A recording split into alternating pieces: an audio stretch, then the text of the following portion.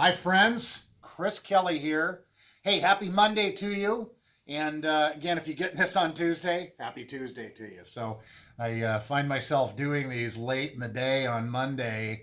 So sometimes they don't get put out till the next day. But anyway, hey, hope everybody had a great weekend. It's Monday. I just wanted to take another look and maybe a little dive into some data. Pretty interesting.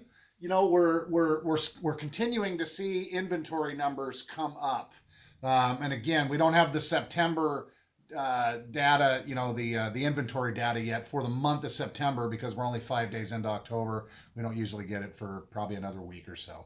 Anyway, but inventory for new listings, Portland Metro up over 800. That's great.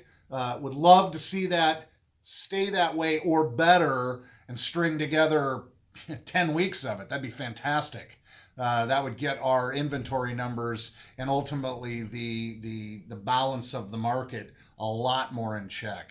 So interesting nugget though. Here's a really interesting little piece of info. My team and I were talking about things this morning, talking about the data, and just for grins, I said, well, hey, year to date, because most of the data that I've been, if you've been looking at any of this stuff, the change between March 1 through this week was one of the metrics that we have been evaluating.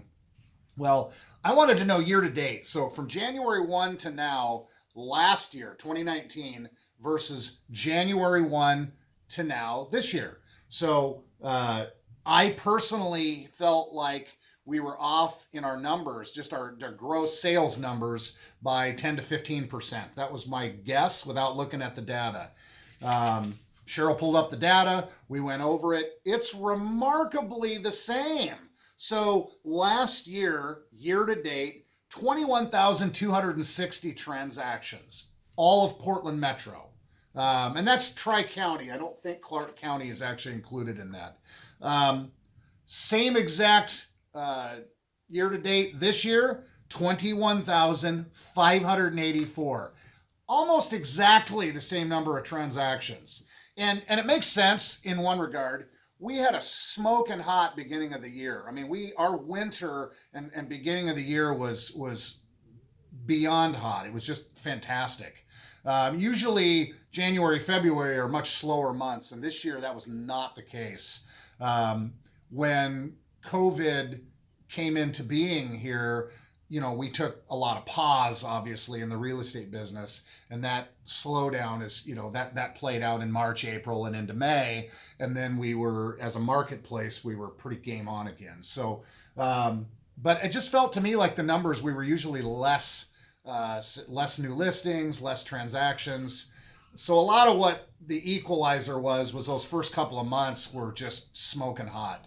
But it surprised me, to be honest. So, inventory numbers are higher. Pending transactions are way higher than this time last year. And that's been continuing to be the case.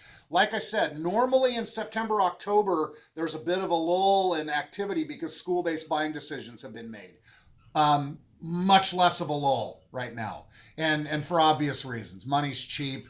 We kind of had a shifting of the market. What normally would be happening in March, April was happening in July, August. So just a combination of those things. All in all, I still think inventory in terms of months are going to get up into the high ones, low twos, if not this month, the next month. Median days on the market still single digits. Median average sales price still higher than last year across the board. So what can I say? It remains a great market. And like I said, inventory numbers are getting a little better, so that's just fantastic. Anyway, as always, I hope you find this data helpful and this input helpful. Always here to be of help to you, however, whenever, wherever. So, till the next time.